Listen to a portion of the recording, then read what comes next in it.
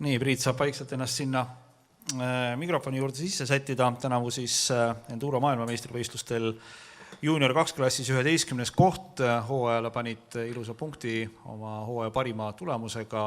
See oli 8. Yeah. Just, nii. Faktid on paigas. Aga no, sul oli selline küll.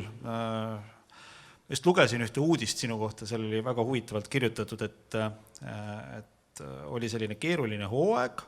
Et oli räägitud sellest Portugali kukkumisest, millest me võib-olla ka natukene räägime, ja siis oli räägitud, et aasta alguses oli ka viirus ja siis oli sulgudes järgi kirjutatud, ei olnud koroona. Ei olnud. Et see oli selline, tol hetkel väga oluline selline märkus. Kuidas sina sellel aastal ennast suutsid nii-öelda kohandada nende oludega ja muutunud kalendrite ja kõikide asjadega, sest on ju arusaadav, kui sportlane hooaeg alustab, tal on nagu selge plaan paigas, et nii, sellel kuupäeval olen seal, võistlen nendel võistlustel ja hakkan oma nii-öelda nagu vormi ajastama selleks ja siis lendab kõik vastu taevast. Ütleme nii, et mulle tuli see koroona pigem positiivselt, et kahjuks see viirus tuligi täpselt 3 nädalat ennem, kui oleks pidanud esimene MM-etapp olema. Ja algselt lootsime, et saame nagu, kus siis ütleme, 100% tagasi ennast, kuni hakkab uus MM-i kalender käima. Kuid kahjuks nii see ei olnud, et võttis 6 nädala asemel aega peaaegu 6 kuud, et saada nagu terveks tagasi. Et ütleme nii, et algul oli teretulnud see koroona, kuid lõppude lõpuks vahet ei olnud. Jah, lõpuks läks nii, nagu läks tegelikult.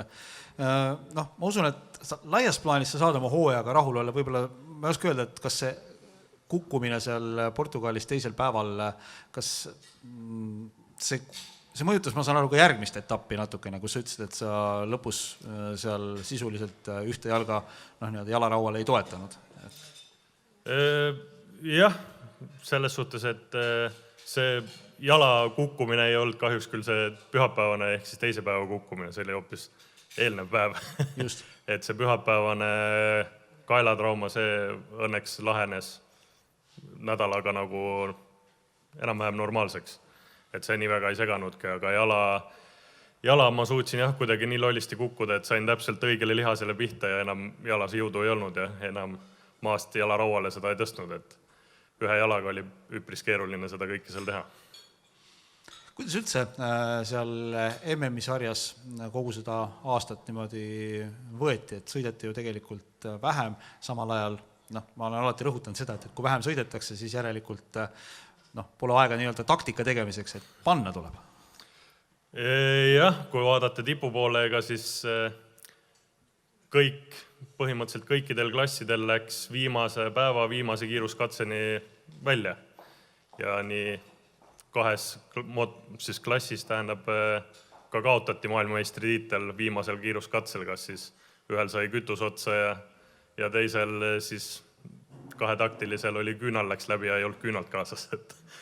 Et ega seal see aasta ei olnud muud midagi, kui lihtsalt tuli iga võistlus anda ennast parim. Räägi mulle seda, mismoodi saab olla võimalik, et kütus saab otsa? Selles suhtes, et see on arusaadav, et paak on tühi, aga mismoodi? Sa ju, kas see on kellegi mingisugune arvestusviga või mismoodi? See ei oskagi öelda, kelle kapsaaeda seda kivi visata, aga vihma tõttu siis muutus 2-tunnine ring 3-tunniseks ja ringi keskel ei olnud tankimist, nagu tavaliselt on.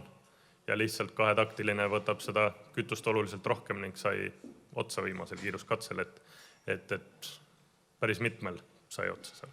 Et see oli natukene selline mõnes mõttes natuke nagu ette nähtav ja samal ajal ka mitte ette nähtav asjaolu. Jah, selles suhtes oli teine päev ja viimane ring, et tegelikult me olime sõitnud 5 ringi niimoodi, et kõigil oli kütust üle ja kõik oli okei.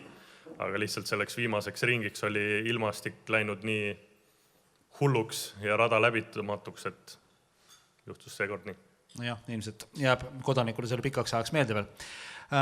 Sinu järgmine aasta, ma saan aru, et nüüd on siis teile tulemast suured poisid, et hakkad täiskasvanutega koos kihutama.